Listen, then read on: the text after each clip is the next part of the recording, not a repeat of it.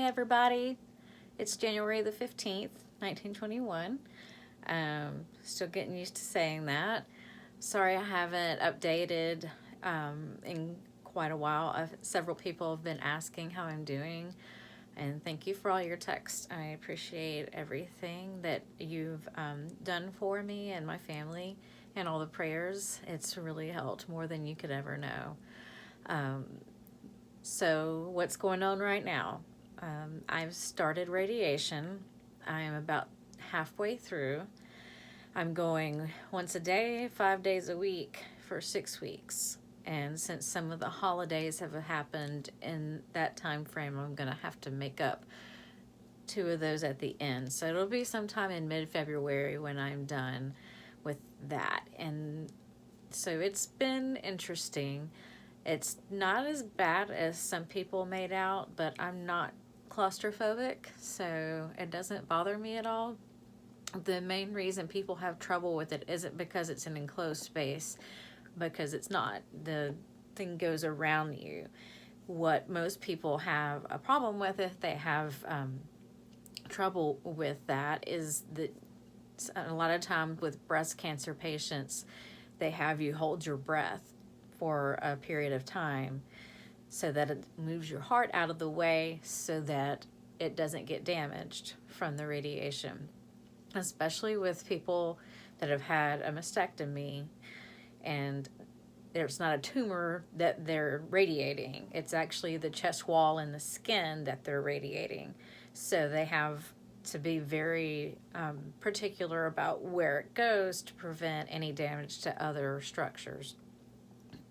So what they do is have a little breathing apparatus that's right next to your head, and they'll have you turn your head towards it to the right, because it's on my left side. It's what they're radiating, and they have this tube that looks basically like a snorkel that's hooked up to it, and they put a big nose clamp on, and you breathe basically through that snorkel the entire time. So before you start radiation, they have you come and practice, and they test you to see how long you can hold your breath. And that lets the techs that work behind the scenes know how long you can hold it, so that they'll know when they can't be radiating. And it has a computer that has like this green bar, and you have to get your breath up in that space so that it lifts your heart enough, and it won't let you breathe out once you get to that point. So when they tell you to take a big deep breath, you see your breath go up on this diagram into that green space, and you can't breathe once it's up there. The machine won't let you. It holds your breath for you. And they do have a button that you can hold, and if you let go of the button, that stops everything if you need to breathe. So I haven't had any trouble because I have singer's lungs, I guess. They said they'd never had anybody hold their breath as long as me except for a swimmer. So that's one good thing that I didn't think singing would help me with, but I'll take it. I'm probably going to post a link if you want to actually see. There's a YouTube video that shows somebody actually going through it, and no, they don't show any of, the woman's breast, but it just shows you what it looks like if any of y'all might be having to do that at some point. Because there are some people that are watching this page that have IBC as well that I've been speaking with. So that is about it with that. So the main problem with radiation is skincare. You basically have the worst sunburn you've ever had, and it doesn't go away. So that is the main concern that they have, because it can be so bad that your skin can be open and blistering, and that's the main thing that you want to prevent. So as soon as I get out, as soon as I get into the dressing room to change clothes, I have some pure aloe that I put on it to prevent the burns from getting any worse. And then when I get home, I have some other things that I use, but one of the best things I've used is emu oil, which I never even knew existed before this. But it's not just good for radiation patients. It's, you know, if you have really, really dry skin, you can use this. It's amazing. I mainly use this at night when I'm doing my lymph exercises. We have exercises to push the lymph out of the arm, and you don't want to have a lot of friction, so this kind of helps keep it from sticking so much. But it also moisturizes at the same time, and it doesn't smell, and it doesn't stay oily on your skin once it's rubbed in, so that's great. Probably gonna have get some more and just use it even after all of this is over, because it has really helped.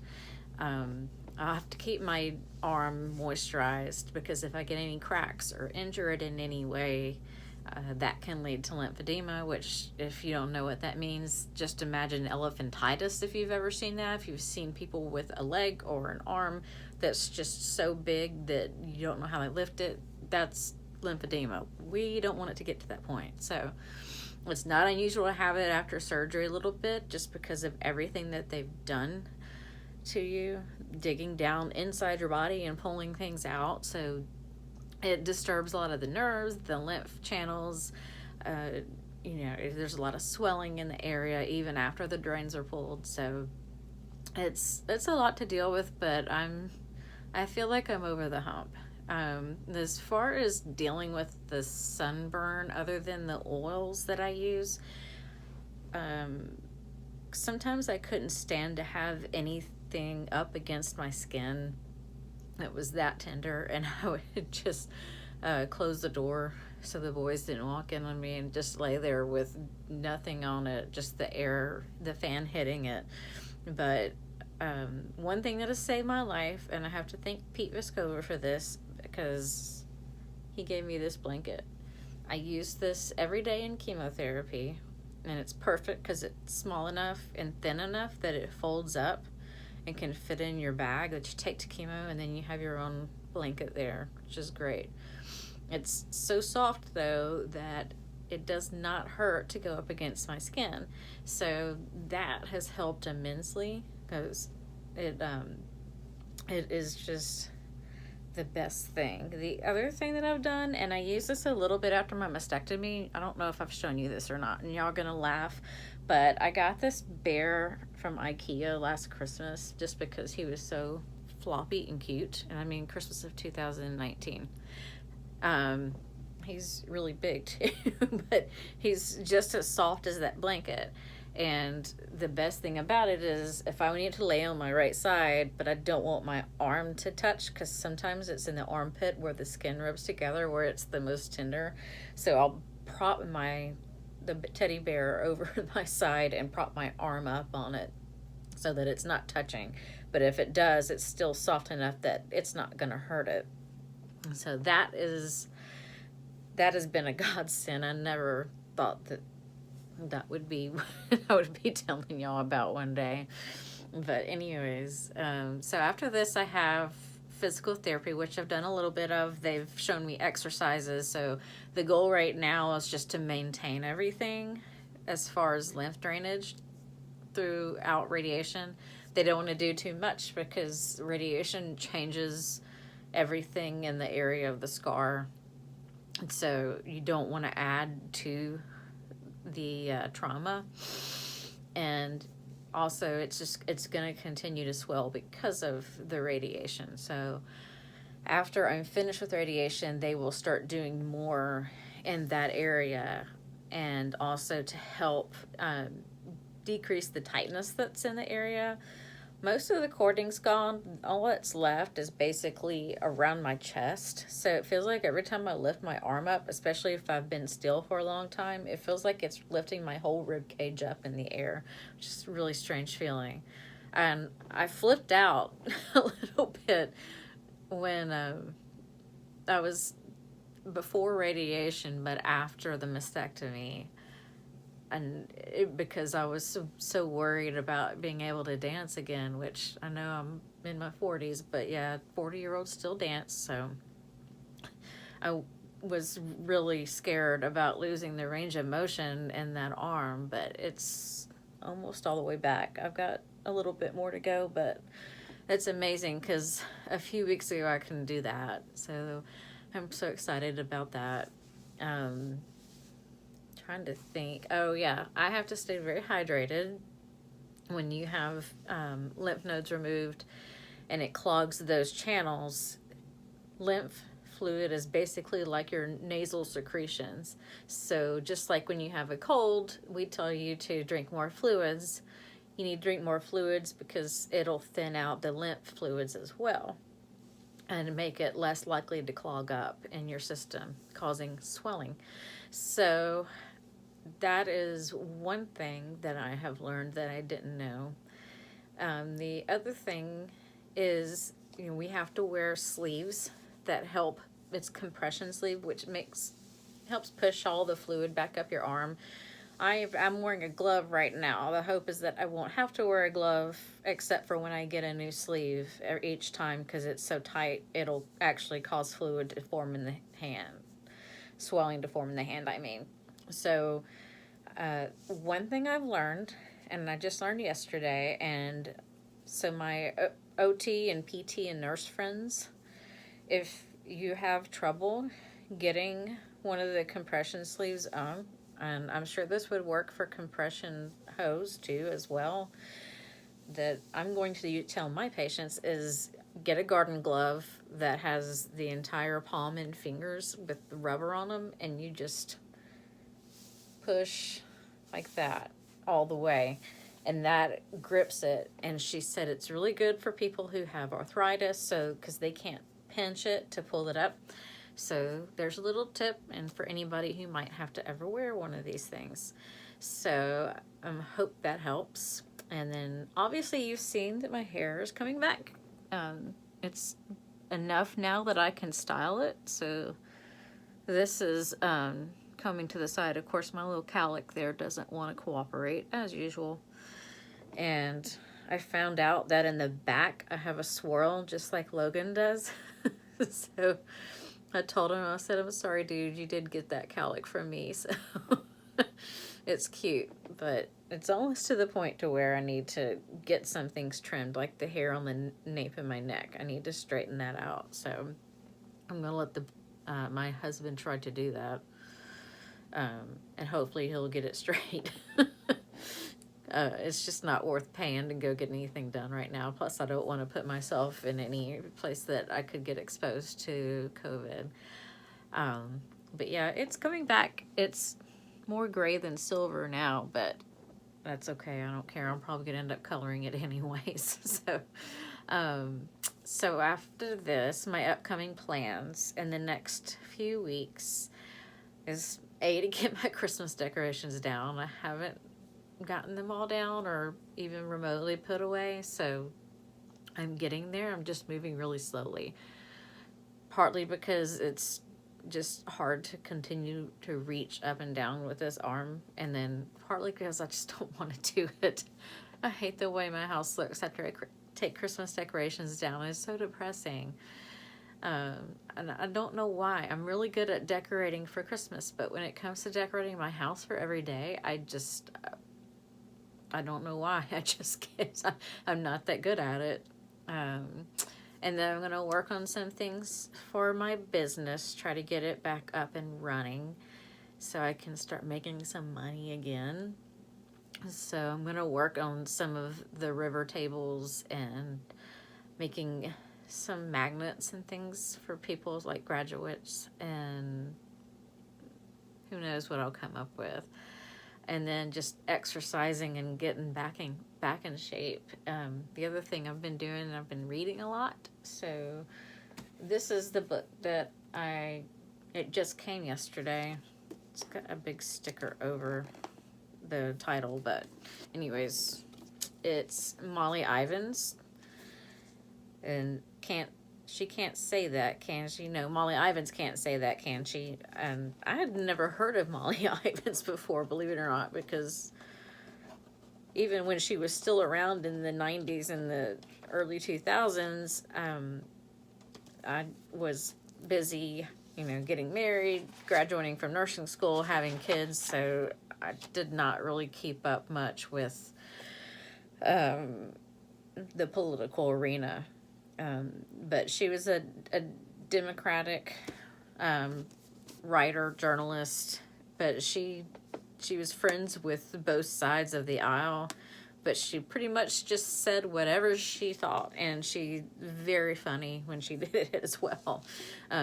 This book is back from, I don't even know when she wrote this. I think it was in the late 80s or early 90s, but they did a documentary on her, and I recently watched this week, and I can't remember if it was on Netflix or Hulu, but you should watch it because it has a lot of footage of her, and it's just, she was an amazing woman.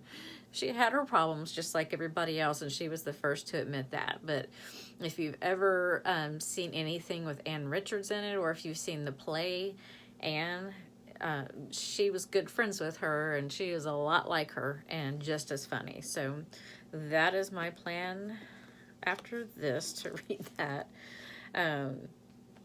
And then who knows after that? Maybe I'll be going back to work. I don't know. We'll see what all goes on with this pandemic and with my follow-ups. I have to follow up with my oncologist in a month to see what the plan is from here on out. He's probably going to put me on some hormone therapy, and after that, I don't know. We'll see. I'm just hoping and praying that this will be all I have to do, because it's scary. A lot of the people that are on the IBC Facebook page that I've been following ever since this started, most of them said that their reoccurrence, most of them said that it came like within months of them finishing radiation. So, and a lot of people said that, there's went years before they had a reoccurrence, but the chance that I'll have a reoccurrence is higher than me not having a reoccurrence. I'm praying that I don't, but I'm probably always gonna have that in the back of my mind, just because I don't want to go through all this again. It's rough. So the trimodal therapy with the chemotherapy and mastectomy and the radiation and now hormonal therapy. So it's a lot, and I've learned a lot about myself, and I've seen how many people reached out to me to help, and again, I don't know how I'll ever truly repay you. So I'm hoping these videos help with people that I haven't been able to see. I first started doing the videos because of COVID. My family, parents and in-laws, they haven't been able to see me, and so I thought this would be a good way, especially for family members. So I love y'all, and I hope everybody's doing well. A lot of people in my family have COVID right now. Luckily, at Christmas we just did a Zoom call, so I wasn't around anybody. So it's a really strange Christmas, but I'm still blessed. I still have a job. My husband still has a job. We have a roof over our house. We have food. So we're so much better off than a lot of people, and I'm not going to take that for granted. So I hope everybody is doing well. I can't wait to see everybody again and hug you. I think I'm going to be the biggest hugger after all of this. When we have the big party after this is over, especially with all my theater people, I can't wait. I can't wait to be back in a dance studio or on a stage singing and That's my release, and I miss all those people that I don't get to see. But anyways, I pray for everybody, and I'll talk to y'all later. Bye.